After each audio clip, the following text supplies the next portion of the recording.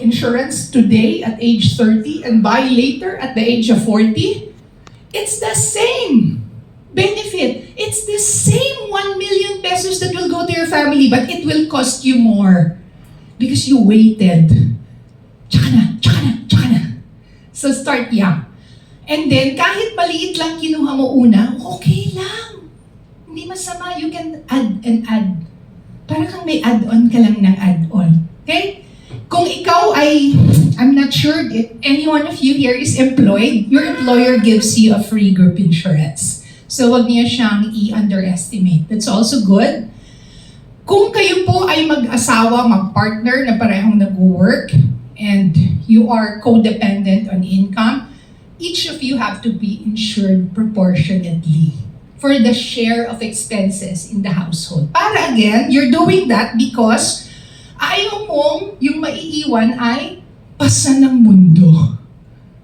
Ang hirap doon if my husband is suddenly becomes a widower, magiging nanay at tatay na siya, tapos kailangan pa niyang isipin paano dagdagan ng income ng family. Yung dami niyong iisipin, di ba? Ganun din. Pag siya ang nauna, ayaw kung ako yung maging ganun. Kaya I make sure meron din siyang coverage. Alright? Ngayon, hindi mo alam kailan yung sudden death. Will it happen when I'm young? Will it happen when I'm in my 60s or 70s? You don't know that. A second thing that you don't know, it's unexpected, you'll never know if it happens to you or not, is sickness. Diba? So, ang sakit. But I'm not talking about the simple, Yung mga simple na, ako po ay na-dengue na. Tapos sumunod yung anak ko. So, yun, I'll call that medyo simple. O kaya, nahiwaan, pupunta sa ER, yung mga ganyan. Diba? So, health and wellness. Ito ang aking vision about it. I have a very clear vision of what I want.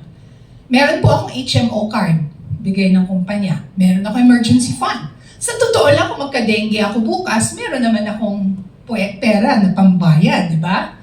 However, malaking if I get seriously ill, yung serious na major na critical, and my HMO won't cover anymore all of the expense, gusto ko sana, dapat kasi clear, ano yung aspiration mo? Sana meron akong separate fund na available para lang dyan so that hindi ko na kailangang dumukot pa dun sa aking mga ibang savings and investment na nakalaan para sa ibang bagay. School, retirement, business capital, bayad utang. Sana hindi ko magalaw yun. So gusto ko sana meron akong separate account just for health and wellness issues.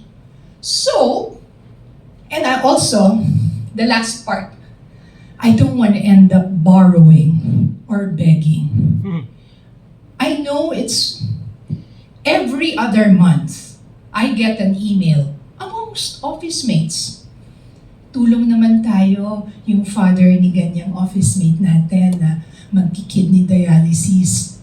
Another time, tulong naman, alam mo yung pass the hat? Literally in the pre-digital world. Envelope, di ba? Sa opisina, iikot. Ngayon, QR code na lang po ang pinapass.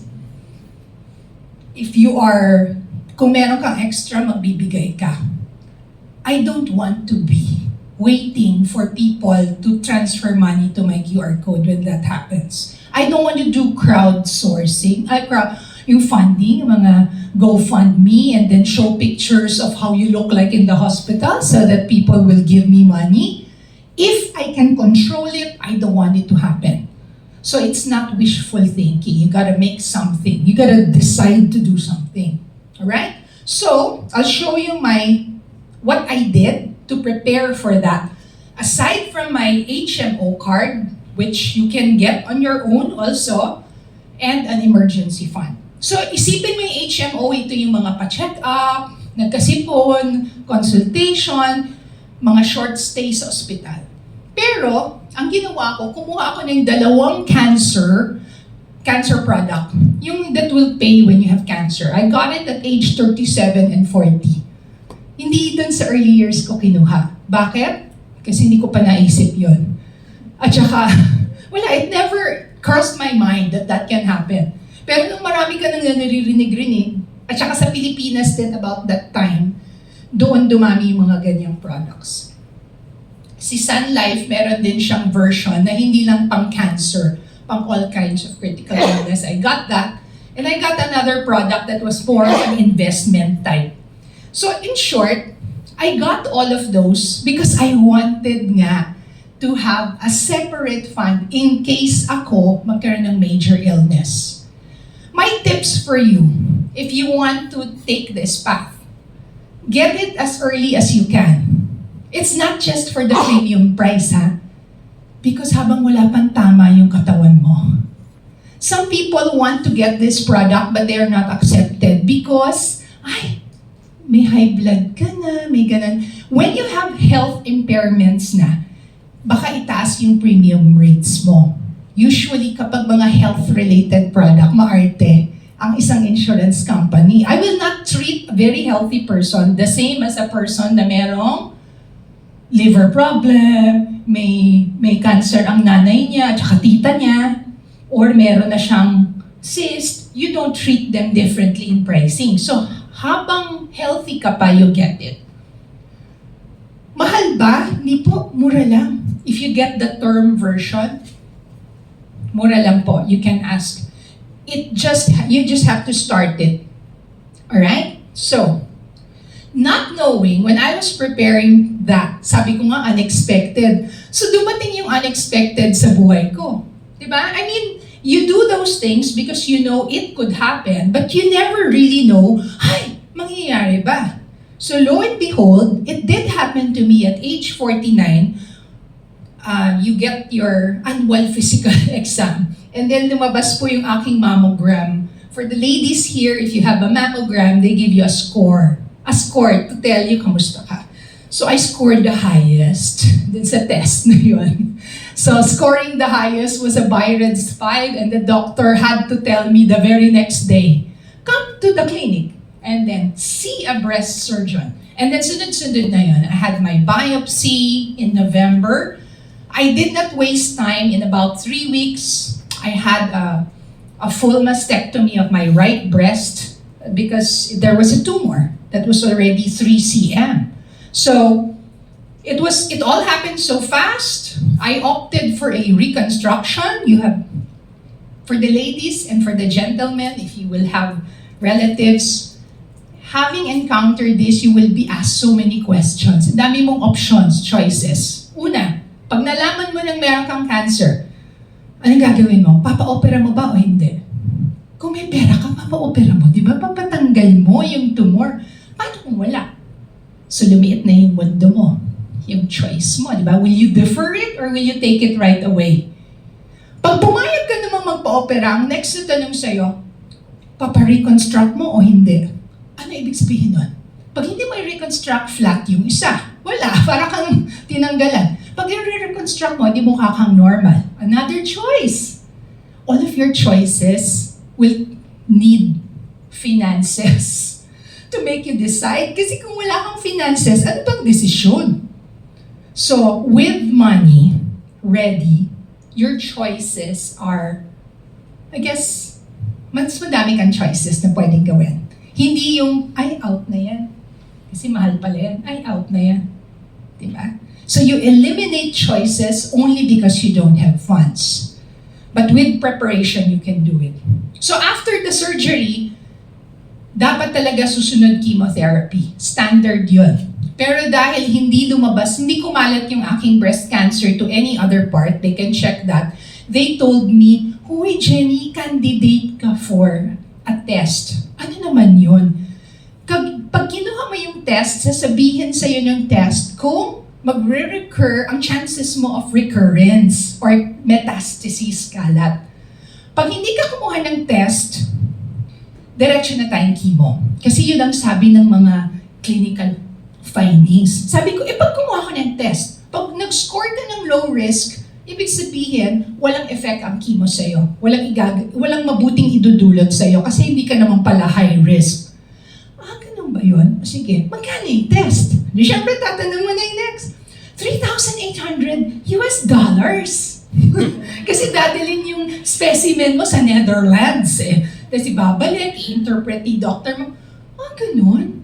So parang pag kinumpute mo, kukunin ko ba yung test? Parang yun na rin yung cost ng chemotherapy. But again, the test will tell you, you could be spared from the disadvantages of chemotherapy. So I took the test, and I scored a low risk. So I was spared from having to undergo chemotherapy. And right now, I'm just taking an oral meds for hormone therapy and regular checkups, right? I crossed the 5-year mark. For breast cancer patients, 5 years is like their first hurdle because there's a 97% survival rate. So I crossed that time, 55. So my next marker is 59. So after 10 years, they normally call you a cancer survivor. While you're in your 10 years, they call you a cancer warrior. Naku naman, gaganda ng mga labels. Di ba? Nakakatuwa lang pakinggan. Di ba? Ganun lang siya. Alright? Meron po akong nabiling cancer insurance. Meron akong nabiling critical illness. Wala ko sa slide, sasabihin ko na lang sa'yo. So, ang nakuha kong claim from 3 policies was 4.6 million. Okay? How much did I spend? 10% of that ang na-spend ko lang sa akin. Kasi may HMO pa ako. 10% lang na na-spend ko. Swerte ako, di ba? Because yung cost ko hindi ganun kalaki. Hindi ang dami mong sobra, Jen. Kumita ka pa. I gave 1 million to my parents without thinking because I wanted them to also have some tulong for their medical expenses. The next year, yung asawa ko naman nainggit. Parang meron siyang surgery to correct something pero hindi qualified sa critical illness policy niya. So wala kaming makiklaim. So ginamit yung pera na yan. So naging parang ano siya talaga, fund. It's like a health fund. Tapos yung nasa yellow, sobra. Kasi maliit lang din yung nagamit sa husband, about 10%. Where's the money? Where's the rest? Pinang-lamyerda na ba namin? Pinang-US na ba namin? You have another fund for that. For this, pinark namin sa mutual funds. It's there. For what? To take care of any health issues in the family. Tama? Or my mom. Because she's with me and she's 77 years old. So that is what planning ahead does for you. So, I did not have to redeem from my investment. Hindi ako umutang, hindi ako nag-advance. Hindi ko binigyan ng worry ang pamilya ko. You know what I was most worried about? How to break the news to my parents. Yun lang. Yun lang naging problema ko. I can decide on my treatment options nang wala kang iniisip, mahal, wala akong pera, saan tayo kukuha nun? I have more choices. That's freedom. When you have choices, that's financial freedom. So, I can focus on recovery and living a healthier life. So about a half a year later, I joined the Pink Run. Pink is usually they fund research. So I joined the 5K lang yan. Baka mahirapan ng inyong lola kapag more than 5K. Baka hindi ko kinaya. Alright, so with my daughter yan. So financial preparation is important. So be prepared for the unexpected. And there is no other product that can do that. Aside from your ipon na savings, insurance can multiply your money. Okay? So my second and last sharing will be on, hindi naman ito preparing for the malungkot na events like death and illness. Ito yung preparing for the, hey, exciting events in life. Wealth accumulation is imagine all the things you want to do or want to achieve. I call it my version of a bucket list. Diba? Ang bucket list, hindi lang yan travel goals, hindi lang yan what to want to do before you die. But these are my major buckets. Okay? Major buckets. So, ang major buckets will help you control your spending. It will make you feel good about saving because meron kang pinupunuan. Alright? So, I'll just breeze through only 2 of my buckets. Actually, 3, mabilis lang. So, moving to a bigger house, house because we got married in 96, but it was such a small duplex. So we wanted to move. So you have to have end in mind kagad. Gusto namin mag-move to a bigger house. Ano gagawin mo?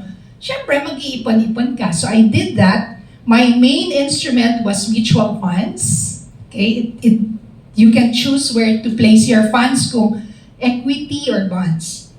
And lo and behold, because meron kang pinaghanda, you can harvest something. So I harvested the money so that I could move. We could move to the bigger house. 70% was paid in cash, 30% was loaned. Nung bago kaming asawa, lahat yan loaned. Tapos ngayon hindi. And yet this costs 15 times more than the first house. But how were we able to settle 70% in cash? Because of disciplined savings and investment. Alright?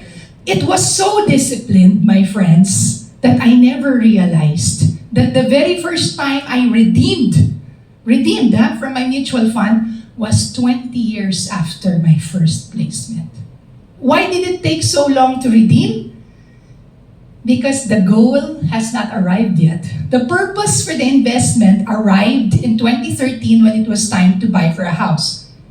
I call it purposive investing. I don't invest without a purpose. Each of my investment has a name to it.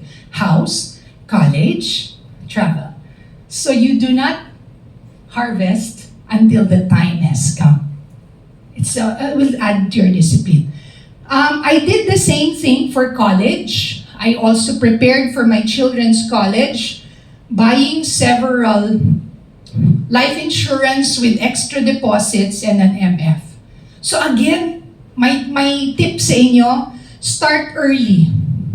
Anong early sa akin? Within 6 months from the time I give birth. Within 6 months from the time I give birth, I start on something. Kahit gusto mo bank deposit or mutual fund. So since 2014, nag-redeem kami dyan. So my first redemption was house, my second redemption was college. But why? Because doon pa lang siya pumasok na college. Graduate na rin yung bunso. The good news is, may sobra. Laki ng problema, no? May sobra pala yung naipon ko. Kasi paminsan-minsan, hindi ako nag-withdraw doon. Ginagamit ko na lang yung current income kasi pangit yung price. So, nagka-timing ka, kailan ka magre-redeem. So, ito po ang aking mga choices. I can use the excess to offer my children to go to postgraduate, which I haven't done. I did offer it. Give it to them as a graduation or start-up gift. Hindi ko ginawa dahil nagbigay ang lola nila. Travel abroad, gagawin namin. Hopefully by end of the year. Or add some to our retirement fund. I practically can choose 2 or 3 out of that and I would have funds to do it. Why? Because you were deliberate. You were intentional. Lastly, I am preparing ahead. I want to retire in comfort. We choose not to depend on our children and our in-laws. They are not my retirement plan. They will have their own lives. I should take care of my own, right? It's hard enough for them to take care of their family and me when I'm old. So it has to be me. That's my gift to them. Just as my father gave me that opportunity not to take care of their financial needs. Very, very little, if at all. So I use mutual funds to do that. And I do it in preparation for that worry-free retirement. Okay? Again, start early. Habang mahaba ang runway, napakaganda. Time will allow you to earn more money. So, remember the 9 whole life policies I got? Malalaki na anak ko. 26 na and then 23. So, kung mawala ako, gutom pa ba sila? Will they be like, paano na kami, wala na kami ibubuhay? Pwede naman silang mabuhay na dahil graduate na, di ba? So, aanhin ko yung 9 whole life policies na yan. Di ba? Malapit na mag-25 yung bunso ko, naghahanap na ng work. Ito po ang mangyayari. You will repurpose it. It's no longer parang hindi kayo magutom kasi kawawa kayo, wala na ang breadwinner. Ngayon po, pamana na siya. repurpose it for pamana. So the same products that you bought, na takot kayo, if anything happens to me, meron kayong, para makatawid kayo hanggang sa lumaki kayo. Eh ngayon lumaki na, huwag niyong panghinayangan, because they can be now your pamana. I can even dedicate one to a charity if I wanted to, or I could decide to surrender it and just get the funds and add it to my bucket list. Okay? So, my friends, within Sun Life, we you know that we do insurance and mutual funds. But you know, there are other products that I also use outside of insurance and mutual funds. I use HMO. I am heavy into time deposits, especially ngayon, magaganda ang rates ng bangko. I am not into real property though. So I do banks and all of their products. You do HMO. There are many other solutions that will allow you to be ready for your future expected and unexpected milestones. So far, I've shown you how certain products help me, but I'll share with you a secret. It's not just the product that you bought that will assure you that you'll have a brighter life. The product is what you see. Yun yung binili ko. But what's behind the product? All of us, we should nurture and grow our income source. I cannot pay for those products, solutions, if I didn't have income. I will not have enough income if I didn't take care of my skills, my competency, my networking, how I contribute in the company. So, in whatever career you're in, ingatan nyo. Because yan yung source of income nyo. Be mindful of your money habits. It's very simple for me. Because wala pang add to cart noon eh. Nung ako'y nagtatrabaho in my first few years, a couple of decades, wala pang add to cart noon eh. Wala pang Netflix noon eh. Save before you spend. Tatlo lang ako, I go by 3. Save before you spend. Live within your means. I will never buy something which I cannot pay in full. My credit card works like a charge card. I refuse to pay installments, refuse to pay interests because I could not pay the full amount because they will earn from me. No. I will use you, the charge card, so that I can get 50% off in Fridays and that. I will use them, but they will never use me. Why? I have to control. I have to live within my means. If I cannot buy something worth 100,000 and pay for it in full, then I'm not ready yet. Simply, be careful of the debt trap. And credit cards, they're offering it to you every day on your phone, text, calls. Bad ako. I listen to a voice call until they finish their spill, telling me, do you need a renovation? Do you want to travel? Maybe you'll do this. I listen to all of that and then all I say is, yeah, okay na ako. Covered na ako dyan. O, nagawa na namin yan. Just, they're always there. Be careful of the debt trap. Bucket lists.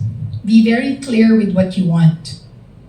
What do you want for your kids, for your dependents, for yourself, for your future self? And change. And here's where I'll end. Change your paradigms about saving. Saving sometimes gives a negative connotation. Saving means tipid, sacrifice, depriving. Paano na ang fear of missing out? Paano na yung you only live once? Parang kontra siya sa savings. To me, it is not depriving or sacrificing. It's merely postponing my joy or reward at a later date. And I know my future self will thank my present self for the choices I made. I was very happy with the choices I made in the past because I was able to tick off a lot of my bucket list. So, how do you achieve your brighter life? It starts with clarifying what you want, put a number to it, quantify it, and then satisfy it. Is it saving? Is it investment? Is it insurance? Is it HMO? And that's the only way you can bring yourself there. Of course, you will need a bit of help, and later on you'll have a Q&A. You'll probably ask where I got all of those information, how did I make a decision? one thing is for sure, Sun Life does its part.